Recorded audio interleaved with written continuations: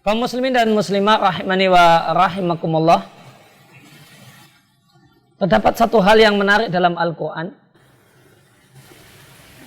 Dalam dua ayat dalam Al-Quran, Allah Subhanahu wa ta'ala menyebut harta dengan sebutan khairun, yang artinya adalah kebaikan.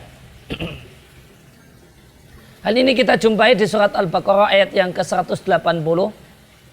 Allah Subhanahu wa ta'ala berfirman, Kutiba alaikum idza hadara ahadakumul mautu in taraka khairanil wasiyatu lil walidaini wal aqrabin.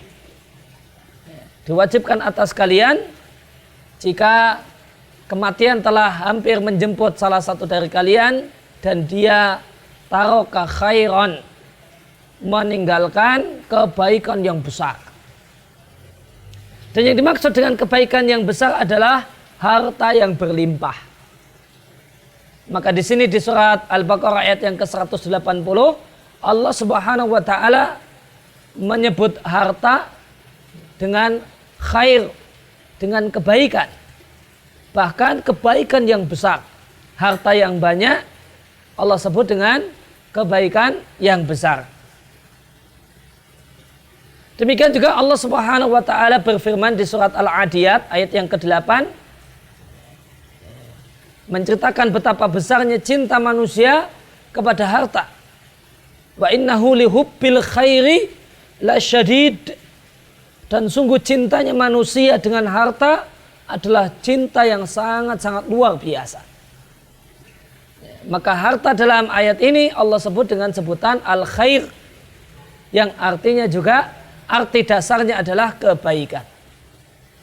Maka dalam dua ayat ini, Al-Baqarah ayat yang ke-180 dan surat Al-Adiyat ayat yang ke-8, Allah Subhanahu wa taala menyebut harta dengan sebutan al-khair, yang artinya kebaikan.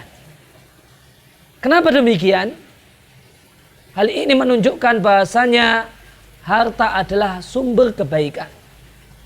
Dan karakter dasar dari harta benda adalah mendatangkan kebaikan.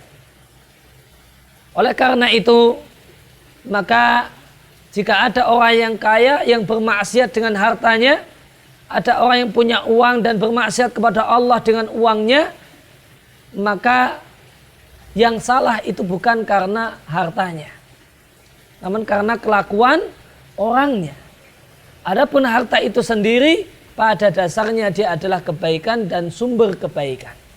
Dia berubah menjadi kejahatan dan sumber kejahatan manakala dipegang dan dimanfaatkan oleh orang-orang yang tidak taat dan tidak bertakwa kepada Allah Subhanahu wa taala. Maka harta ini diselewengkan dari maksud dasarnya, dari sifat aslinya, yaitu kebaikan dan sumber kebaikan.